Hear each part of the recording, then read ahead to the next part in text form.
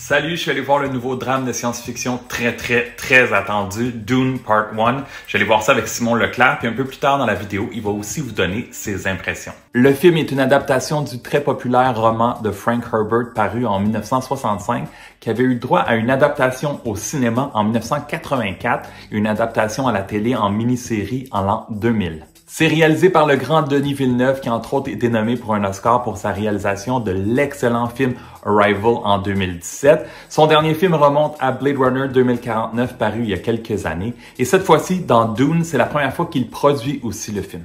Le film met en vedette Timothée Chalamet qui avait été nommé pour un Oscar pour sa performance dans le film Call Me By Your Name en 2018. On va le voir aussi au cinéma dans quelques jours dans The French Dispatch. Ici, il partage l'écran avec Rebecca Ferguson qu'on a vu plus tôt cette année dans Reminiscence au cinéma. Jason Momoa qu'on a vu récemment dans le film Netflix Sweet Girl.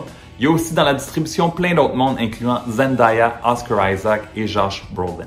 Le duc Leto se fait confier le contrôle de l'épice par l'empereur sur la planète désertique Arrakis. Cette substance, entre autres, permet de prolonger la vie humaine et permet la navigation interstellaire. Leto va se rendre sur Arrakis avec sa femme Jessica et son fils Paul, mais il va être pris dans un guet-apens et sa famille devra prendre la fuite à travers les dunes peuplées de vers géants et leur seule chance de survie est de fraterniser avec les Fremen, un peuple qui n'aime pas les étrangers.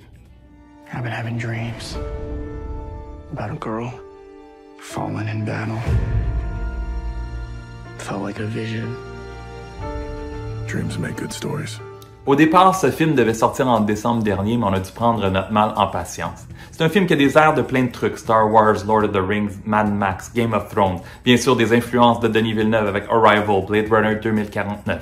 Du côté technique, ça n'a aucun sens, dans le bon sens du terme, c'est hallucinant.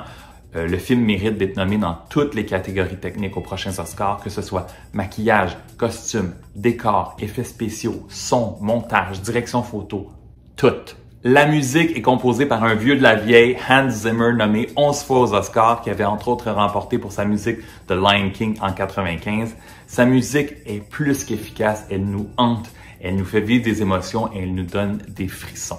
Il faut être très attentif, il y a plusieurs noms de planètes, de peuples, qui sont complexes. Il y a plusieurs personnages très creepy, incluant le baron joué par Stellan Skarsgård qui a dû se soumettre à 7 heures de maquillage dans sa chaise à chaque jour pour son rôle. La distribution du film est plus qu'exceptionnelle. Timothée Chalamet et Rebecca Ferguson sont absolument parfaits. Ils jouent mère et fils, mais dans la vraie vie, non, seulement que 12 ans de différence. J'avais quelques souvenirs du film des années 80, bien sûr les fameux vers géants dans le sable, mais aussi la fameuse scène avec la main dans la boîte, ça m'avait beaucoup marqué. Ce film-ci, il prend son temps, on flotte avec l'histoire, ça prend plus d'1 heure avant vraiment de tomber dans le vif de l'action. Au début, on apprend à connaître les personnages, à comprendre l'histoire, on est comme un peu envoûté. On a vu le film en 3D, ça faisait longtemps que j'avais pas vu un film en 3D. C'est rien d'exceptionnel, mais ça ajoute quand même une certaine profondeur. On le sent à la fin que ça coupe un peu sec, qu'on est en plein milieu de l'histoire, que la suite s'annonce excitante, mais la suite n'est pas encore 100% confirmée, ça devrait venir dans les prochains jours. Donc il va falloir attendre quelques années avant de voir la suite. Toi, Simon, qu'est-ce que tu as pensé du film? Je crois que je peux parler en nos deux noms pour dire que nous avions beaucoup d'attentes envers ce film. C'est un remake incroyable. Il est bon. J'ai été subjugué par ce film, tellement que nous sommes sortis de la salle et moi puis Martin n'avions rien à dire pendant quelques secondes et c'est très rare. Jusqu'au final où j'ai dit, j'ai l'impression d'avoir vu quelque chose de complètement unique. Je ne peux pas le comparer à un autre film. Chapeau d'avoir utilisé des costumes. Il y a énormément de trucs faits à la main. Très peu de CGI. C'est hallucinant et ça fait toute la différence d'avoir des gens en vrai costume. La musique, oh my god, la musique, l'ambiance sonore, elle est unique. Honnêtement, n'écoutez pas ça chez vous. Sur les points un petit peu plus négatifs, on a trouvé ça très sombre, moi et Martin.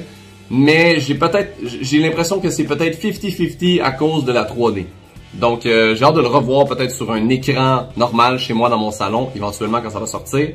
Sinon, c'est sûr que le film est un peu long. Il y a des longueurs par-ci, par-là, mais ce n'est pas des longueurs selon moi qui sont néfastes ou nuisibles au film. Je crois que c'est un univers tellement complexe à expliquer, Dune, que nous avions besoin de ces longues scènes et de ces longues explications. Et je trouve que ça rend le film tellement plus intéressant. J'ai eu l'impression vraiment de me faire offrir une histoire. J'ai capoté. C'est un excellent film. Chapeau, Monsieur Villeneuve, encore et toujours, a réussi à nous surprendre. Et il a pris un cast des acteurs incroyables. C'est vraiment un très bon film, tellement que j'y mets un 4.5 sur 5. J'ai que des bons mots, ça se voit dans ma face. J'ai trippé. Là, je vais même aller le revoir avec ma copine parce qu'elle l'a pas vu. C'est pour vous donner une idée. Voilà.